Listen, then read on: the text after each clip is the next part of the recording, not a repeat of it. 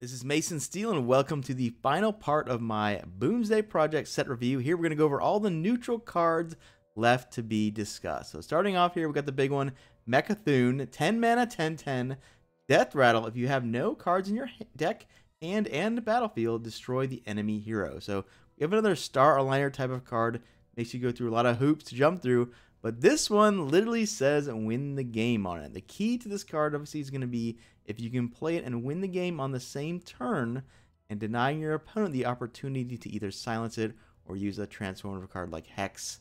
There are two classes that can achieve this, both Druid and Warlock. Druid, because they have Innervate and Naturalize, can get past the sort of 10 mana roadblock. And Warlocks have a Cataclysm combo with Blood Bloom involving a mech we're going to look at a little bit later. Bulldozer, 9 mana, 9/7 mech with Divine Shield. So this is the new Force Tank Max, designed for Arena, but will show up on constructed boards quite often because of random effects. Arcane Dynamo, a 6 mana 3/4 minion, so not great stats, but the battle cry is discover a spell that costs 5 or more. So this initially looks pretty underwhelming, but when you get down to the nitty gritty and look at the classes, there are some interesting things going on. Warlock, for example, can almost guarantee another copy of Twisting Nether once they play this. Druid has a good chance to find either Spreading Plague or UI, and nearly half of Mage's spells that they get are big AoEs. They got Meteor, Blizzard, and Dragon's Fury. The coolest part about this card is it enables you to get more chances at your legendary spell, possibly, if you are building your deck around it. Damage Stegodon is a 6 mana 5/12 mech taunt with Battlecry, deal 6 damage to this minion. So generally it's going to be a 6 mana 5/6 taunt. That's not terrible, and this is kind of like an injured Blade Master, where it's pretty good on curve as long as you don't get Valspine Slayered, and it works great with both Resurrect and Healing cards. Make sure you do not play this if you are a Shutterwalk deck, guys. Spark Drill, 6 mana neutral minion. It's a 5/1. It has Rush. So Death Rattle, add 2 1/1 sparks to the rest of your hand. So a little removal, not a little removal, a big costed removal. It's kind of like a Starfall. Instead of drawing a card, you're going to get 2 1/1 spark minions. It's not completely terrible, but it's not really constructed playable unless we're really abusing those sparks in the hand. There are things that do make use of the 1 mana 1/1 rush, things like Quest Hunter, comboing with them with Toxmonger, buffing them with the new Paladin card, what's it called, Glowstone Technician, and then maybe feeding it to Witch's Cauldron. So I will be experimenting with this card a little bit at least. EMP Operative, 5 mana 3/3. Pretty simple. Battlecry, destroy a mech. So possibly one of the best cards to play in the first couple weeks of the expansion release, as everyone's going to be trying the new mech synergies and magnetized stuff. And eventually it might get overshadowed by Big Game Hunter, because Big Game Hunter can, kill the big magnetic creatures and has the option to kill some more meta cards like Mountain Giant and Baku. This is also technically a nerf to one of my favorite cards, the Nightmare Amalgam. Holomancer, 5 mana 3/3. After your opponent plays a minion, summon a 1/1 copy of it. So here we have likely the worst card in the set. It's not that it can't possibly get value if you keep hiding it behind taunts. It's just not worth trying to do because the stats are so terrible. And the design kind of makes zero sense as well, because we just got Dollmaster Dorian, who at least lets you try to combo with fun things and not hope your opponent is going to play some crazy Death Rattle minions. Loose Specimen is a 5 mana 6/6 with Battlecry, deal 6 damage, randomly split among other friendly minions. So interesting card design here for sure. On an empty board, it's not bad. 5 mana 6/6, pretty decent. The Beast tag is relevant with cards like Abominable Bowman or Witching Hour. The big issue is those classes are looking to get back even scarier beasts than just a big ol' 6/6. This card does make a couple cards very dangerous if left alone, namely Gurubashi Berserker on turn 5, and later on in the game with Black Howl Gunspire. Rusty Recycler, 5 mana 2/6 mech with taunt and lifesteal. So we have another take on a Fell Soul Inquisitor, paying 1 more mana for 1 extra attack and the mech tag. That 1 attack does make a big difference, and it makes it a better card. But on turn 5, it's a bit scary to play a 2/6 with cards like Mossy Horde possibly running around and the old Cabal Shadow Priest. This does fight a losing battle to Zeliax at 5 mana as well. Seaphorium Bomber is a 5 mana 5/5 with Battlecry. Shuffle a bomb into your opponent's deck. When drawn, it explodes for 5 damage. So We're going to assume the bomb also replaces itself. If it doesn't draw a card, the bomb gets much better, the bomber in fact. While definitely powered down compared to the original mech, Iron Juggernaut, this can be played as a 2 of and is neutral. So the most likely home is Rogue, of course, because they have countless ways to multiply this. Battlecry as a win condition, stuff like Lab Recruiter, Shout Out to Vanish, and even just the Valera Hero Power at 10 mana. Subject 9 is a legendary minion. It's a 5 mana 4/4 beast with Battlecry. Draw 5 different secrets from your deck. That is a lot of value, guys. Paladins just got Bellringer, and Rogues didn't get any new secrets, so this is most likely just a Hunter or Mage card. 5 mana 4/4 beast that draws 5 can't really be ignored. And the only question is, do you play unoptimized secrets for the meta just to get full value?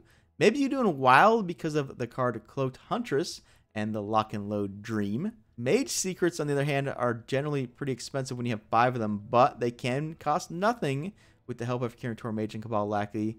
And just one Sorcerer's Apprentice makes unloading a bunch of secrets much, much easier. Coppertail Imposter is a 4 mana 4/4 mech with the Battlecry gain stealth into your next turn. This could easily be the go-to 4-drop for mech decks as it sets up magnetic cards very well and perps currently into both War Gear and Zealey Axe. The stealth also makes this card a little bit scary for OTKs involving Inner Fire or even Shutter Walk. Explodinator, 4 mana 3/2 mech with Battlecry summon 2 O2 Goblin Bombs. So that's quite a lot of stats, and that's 3 bodies and 3 magnetic targets and 4 damage to the face, all for 4 mana. You are getting a lot there. The problem, of course, is how the stats are allocated. You get 2 minions that can't even attack, and you get a 3/2 that trades poorly on turn 4. But I do think that all the value here does kind of add up for decks like Shaman, maybe Hunter, and maybe even Burn Mage will be testing this.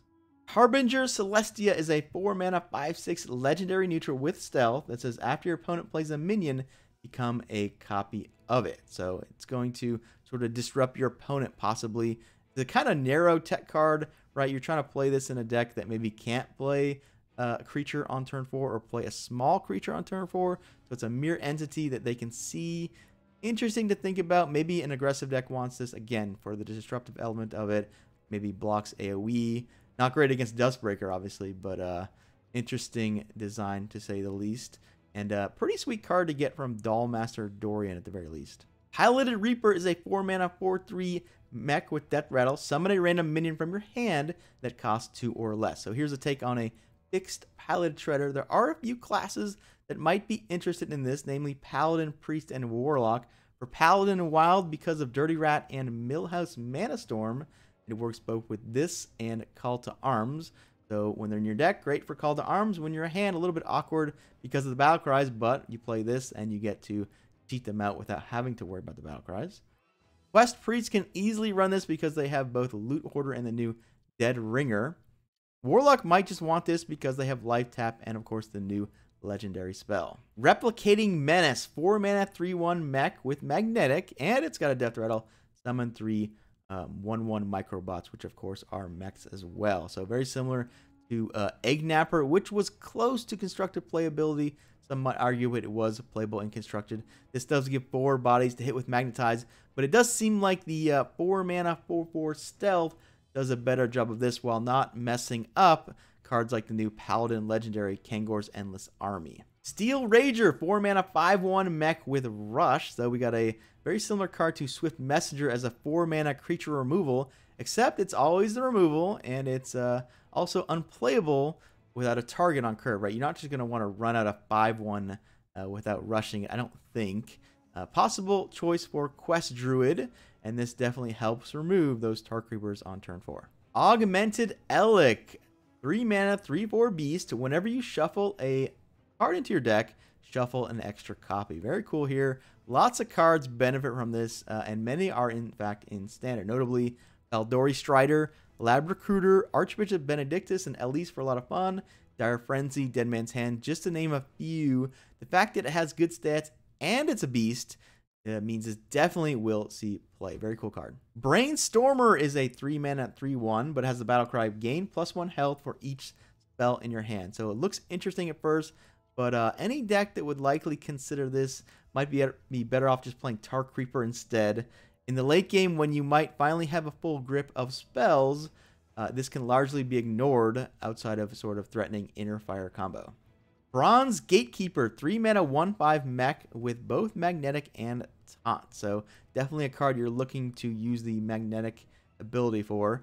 This is a great and scary 1-2 punch for aggro decks with the upgradable Framebot on 2. This card definitely helps the power level of the Paladin legendary spell Kangor's Endless Army because you're likely to get a huge taunt out of the deal, among other things. Electro Right is a 3 mana 3/3 with the battle cry. If you're holding a spell that costs 5 or more, gain +1/+1. So a conditional 3 mana 4/4. Those aren't too uncommon. The downside here is not too bad, and there are not that many ways to deal with Rogue's Henchclane Thug in the early game, and this does do that if you have the spell. Kaboom Bot, 3 mana 2/2 mech with Death Rattle, deal 4 damage to a random enemy minion. So here we have a flame cannon on legs, making it a very formidable defensive card. It does fight with Tar Creeper, but being both a mech and a Death Rattle, it might just get there. Spider Bomb, obviously the better card, but this being neutral means it might be one of the sleeper hits from the set. Micro Tech Controller, 3 mana 2/1 with Battlecry, summon 2 1/1 Micro Bots. This is one of the many cards in the set that pretty much gets killed by the 1 health on the main body. Spring Rocket is a 3 mana 2/1 mech with Battlecry, deal 2 damage. When Disciple of Cthulhu was revealed, people thought it might see play just on power level alone outside of Cthulhu decks. That never happened, and so we have to judge this card based on the mech tag. Is the mech tag worth it? No, I don't think so. I think this is unplayable and constructed. Cloaked Chemist is a 2 mana 1/2 stealth and divine shield, so we have a cheaper Silent Knight. Unfortunately, not a mech or magnetizing, but this is a little bit interesting in Priest because it's decent with both extra arms and Shadow Essence. Galvanizer, 2 mana 1/2 mech with the battle cry, reduce the cost of mechs in your hand by 1. So we have a mech version of the Shaman card Fireplume Harbinger. I'm going to assume, like the Harbinger, this will be used as a combo enabler and not kind of a bad mech warper. The big mech to hit is, of course, the possible game ender Mecha Cthulhu, or Mechathune, in combination with Bloodbloom and Cataclysm, and of course the empty deck. Spark Engine is a 2 mana 2/1 mech with Battlecry, add a 1/1 spark with Rust to your hand. So another card that suffers from having just 1 health. Toxicologist is a 2 mana 2/2 with Battlecry, give your weapon +1 attack. So this has some serious high roll potential if you can land it after a turn 1 Kingsbane. There are also 3 more classes with turn 1 weapons, Warrior, Paladin, and Hunter, who can get some early tempo with this card. Another possible sleeper hit from the set to watch out for. Unpowered Mauler, another cheap mech, 2 mana 2/4 mech, but this one can't attack unless you cast a spell. This is almost always just much worse than upgradable Framebot. Its only possible application might be in Wild, where you want to completely overload on cheap mechs, and you also have access to spare parts. Whirly Glider, another 2 mana 2/1. This one has Battlecry, summon an O2 Goblin Bomb, which is a mech. This is technically 2 attack and 3 health for 2 mana, but again, the 1 health on the main body is what really hurts this card.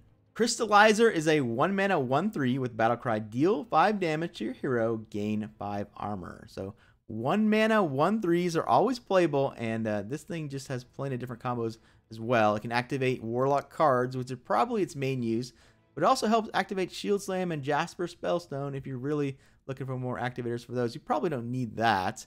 But it also can just activate healing cards for Happy Ghoul. Technically, this also works with the newly buffed Molten Giant in Wild. Mecharoo is a 1 mana 1/1 mech with the Death Rattle, summon a Joey Bot, which is a 1/1. So a neutral possessed villager with the mech tag for magnetizing means we do have an improvement on an already great card. It should be noted that not every class has Warlock life tap, so you do need to plan it with this, and you can't just put it in every deck.